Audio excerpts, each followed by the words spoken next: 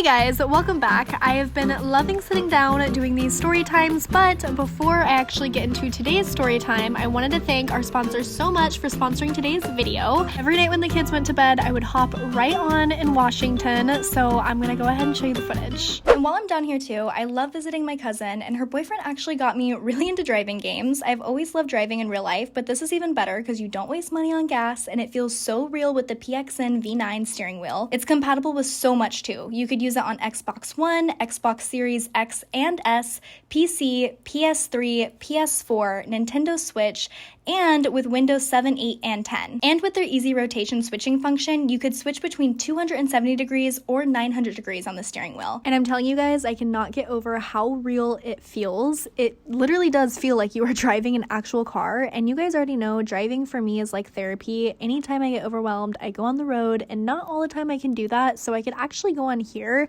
and just relax because it feels like you're actually driving a car. Like, it's an entire experience. And the gear shifter is actually designed for racing games. It's a 6-in-1 manual gear shifter, and it really brings manual braking and shifting to life. Plus, it supports forward and or reverse gears. With the all 3-in-1 linear pedal, you could adjust the strength of the pedal and realize the control of the throttle and brake. Plus, it supports automatic endurance and throttle lock value. And they make it even easier with the V9 Tool app. You can adjust function settings like changing the sensitivity or switching between 270 degrees and 900 degrees. It even supports key mapping. I've just had so much fun with the steering wheel, so I highly recommend, and I'm so excited that they're sponsoring this video, so make sure to check the link in my description so you could join the fun. Hey guys, welcome back to my channel, and if you're new, welcome to my channel. I still have not figured out a new line to say to start my videos. Like, that's just the only thing that's ever stuck. I'm sorry. We are in San Bernardino. I'm a little high right now. San Bernardino. We're in San Bernardino, fuck. Okay, I got it this time. We're in San Bernardino, California. Boom. That's how you say it. We're actually like right across the street from where my uncle was born. Funny enough, we went to the nearest Burger King, and I look up and it says Loma Linda Hospital, and I was like, I know that. Like, why do I know that? And I was like, I think that has to do with my uncle or me. I called my mom and she was like, that's where your uncle was born. And I was like, oh, I know it because I had to put his birth info into my astrology apps. Anyway, I thought that was cool. It's where he was born. We're here. But I was here for a rave. I think the other video will probably be posted where my mom helped me pick out my rave outfit, plus like rave footage and stuff. I don't know how I'm gonna edit it. But yeah, it was absolutely amazing. I cannot wait for you guys to see that. I'm rambling a lot in the beginning of this video. We're not even on the topic of what I'm gonna be talking about today. My worst Tinder date ever. It was terrible. This was when my Tinder settings still had men on them, but I went to Topgolf with this guy. The first date actually did not go terrible. He actually was a Scorpio, funny enough. I didn't get to pull a chart. Wasn't that serious, guys, so that's how you know. He spent a lot of money actually on the first date, and I think that he kind of expected that he was gonna get something out of it, if you know what I mean. Anyway, for the second date, that's when it got just wasn't good. I waited to eat because we were going on a date, so I thought that we were gonna eat. That was like the plan. And he pulls up telling me that he already ate, so we should just not eat. And the Libra in me was like, no biggies. So I'm sitting there and my stomach literally, like, you could hear it growling. I held it in for a second, but then I asked him if it was cool if we could actually stop somewhere quick to eat. I was honest, I fessed up. He was like, do we have to?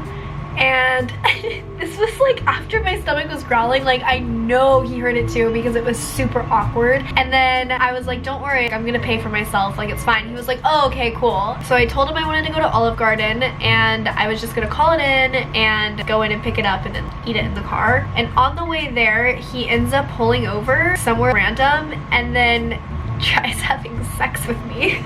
And like, my stomach is growling. Like, we were on the way to food, my dude. Like, you can't do that. Time and place, you know? I was just like, no, I'm hungry. My food is gonna be ready. Like, I'm not gonna leave her waiting like that. My food. It wasn't even a hot and steamy moment. It was actually very random. He just like pulls over and then tries to create this moment that just wasn't there. And so he gets all pissed off and then starts going back to Olive Garden. Whenever we arrive, he ends up saying he has to go to the bathroom. And I was like, well, you could go inside the Olive Garden. And then he goes, no, I don't like going in to pee. I'm just gonna find a bush. Mind you, we are in the parking lot of Olive Garden. Like, there's security camera, like, there's bathrooms, there's like, why? Then starts pulling around trying to find a bush, and I was like, no, like, just go inside the restroom. He wasn't about it, so he literally leaves the Olive Garden parking lot. Like, he leaves it, like my food was waiting for me. He begins trying to find a bush, and he can't find one, so now we're like 20 minutes in this parking lot going around and around trying to find an area for this man to get out and pee in. He ends up going in the back, he does his due, and we go back to the Olive Garden parking lot. By this point, me and my ex were still in talking terms, so I called him up and was like, hey, can you call me saying that there's like an emergency going on, that I need to go home?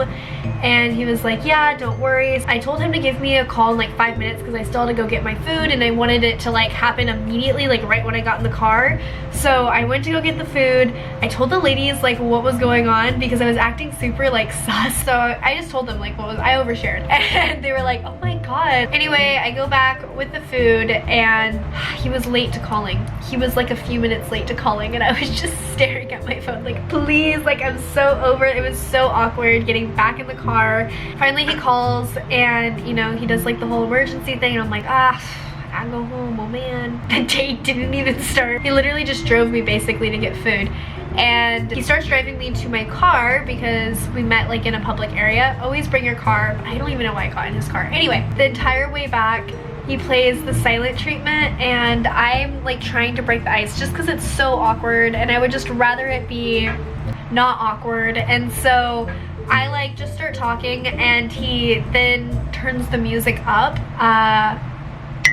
and then played the silent treatment the rest of the time, which then at that point I was fine with, because then I didn't want to talk to him. As soon as I got out, I blocked him, ate my Olive Garden, and deleted Tinder. So yeah, always be safe. Always bring your own vehicle, especially if you have one. I should have done that, because then I wouldn't have been stuck in the car having to like rely on him. That's the story. I hope you guys never encounter a really terrible date like that. But I love you guys so much. I hope you like this story, and I'll see you guys next time. Bye. I don't know who I am anymore.